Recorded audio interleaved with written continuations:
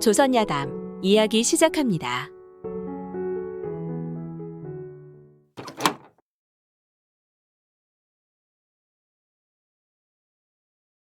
옛날 옛적 충신불사이군 연려불갱이불을 입버릇처럼 달고 사는 김판서라는 사람이 있었습니다.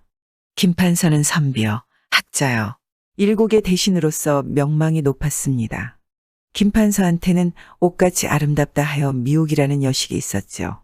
김판서는 어여쁘게 키운 딸을 18 꽃다운 나이에 시집을 보냈습니다. 그런데 나이 20세에 그만 생과부가 되고 말았죠.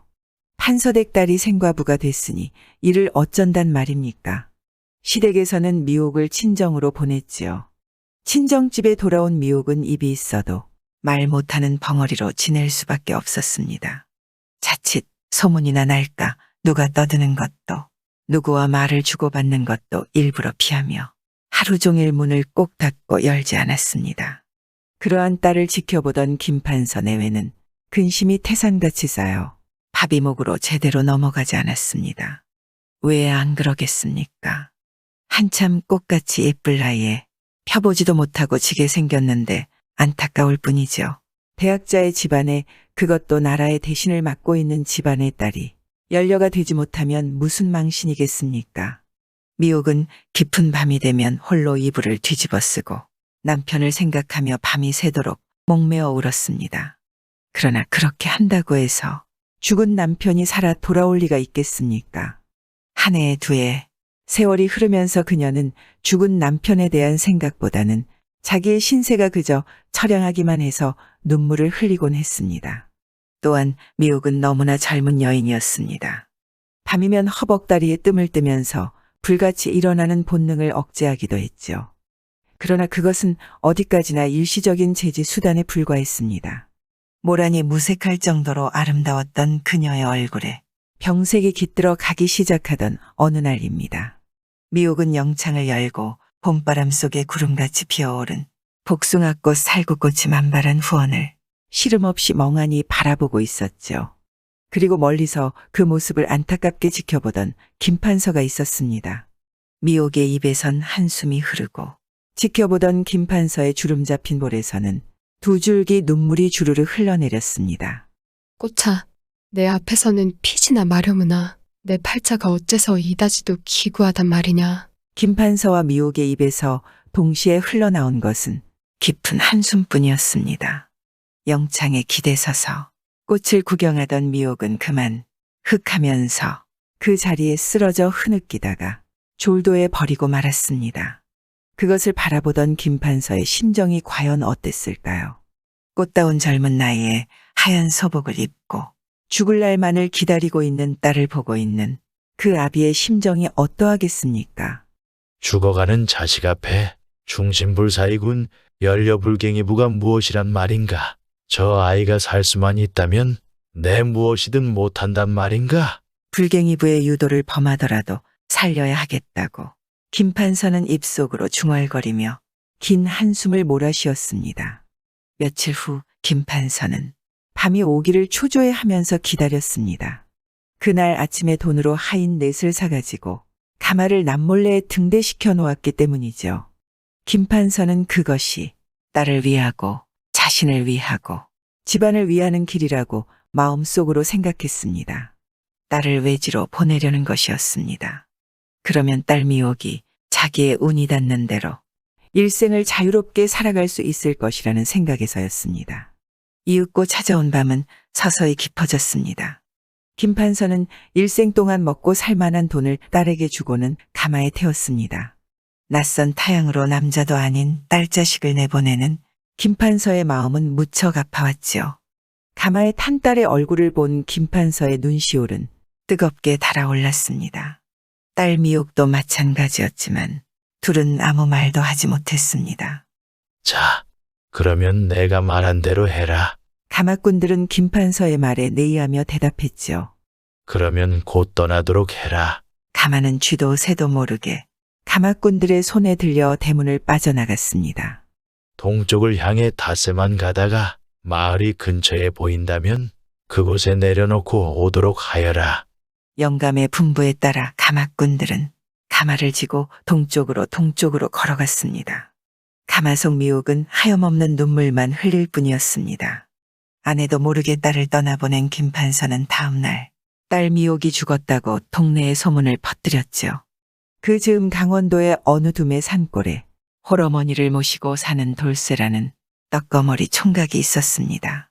집도 가난하였지만 돌쇠는 원래 좀 사람이 모자라는 데가 있는 듯 한 총각이어서 20살이 넘도록 장가를 들지 못하고 있었습니다. 그러나 어머니에 대한 효성은 대단하여 부근에서는 돌쇠를 모르는 사람이 별로 없었고 모두를 효자라고 칭찬이 자자하였지요. 그런데 세월에 장사 있겠습니까? 돌쇠의 어머니는 근래 들어 노망이 들었는지 철도 아닌 음식을 찾는 날이 많았습니다. 엄동설안의 아랫목에 있던 돌쇠의 어머니는 돌쇠에게 말합니다.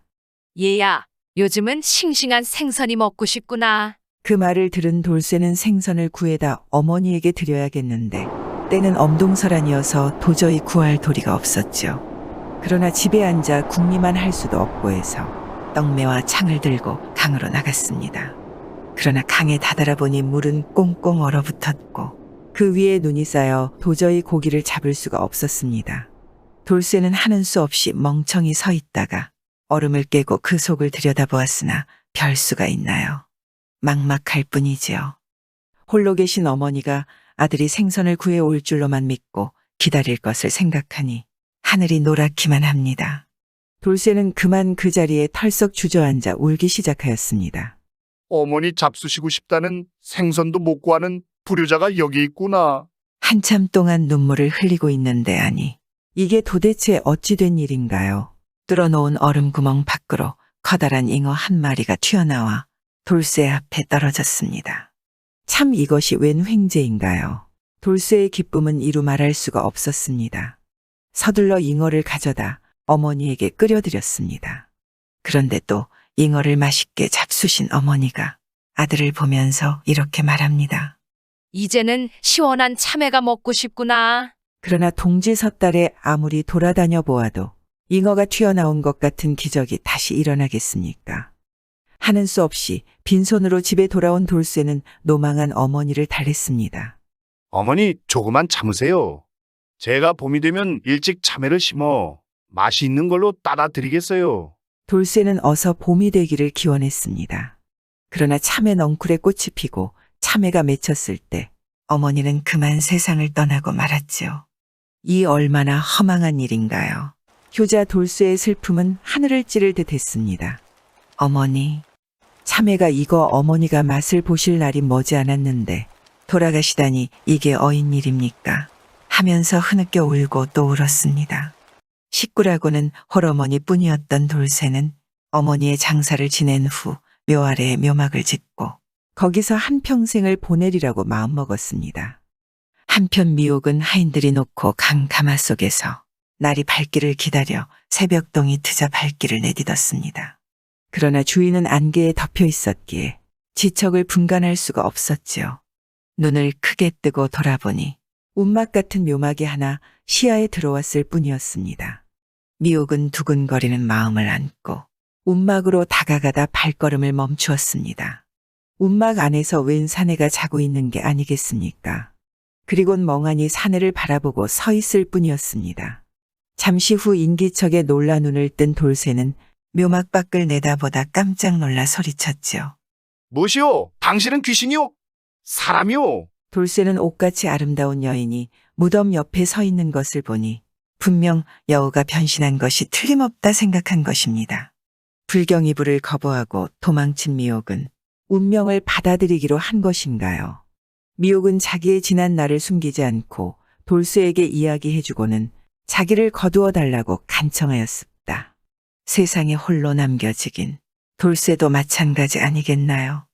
둘은 그렇게 부부가 되었습니다. 그날 이후로 미옥은 아버지 김판서에게 받아온 돈으로 논밭을 사 돌쇠와 열심히 일했습니다. 고을에는 미옥이 누구인지는 모르지만 하늘이 내린 복이라며 효자에게 내린 하늘의 복이라고 소문이 자자했습니다. 하늘이 효자에게 내린 복이네. 그래서 사람은 효행을 해야 하는가 보구나. 그날 이후로 돌쇠와 미옥은 아들, 딸 낳고 만석군이 되어 이웃들도 도와가며 잘 살았다 합니다. 조선 충신불사이군 연려불경이부라는 유교의 법도를 중시하던 시절에 실제로 있었던 이야기로 전해지는 야사입니다.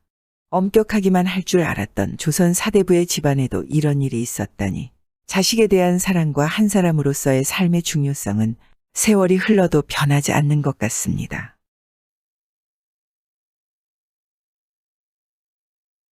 구독과 좋아요와 함께 오늘도 좋은 날 되세요.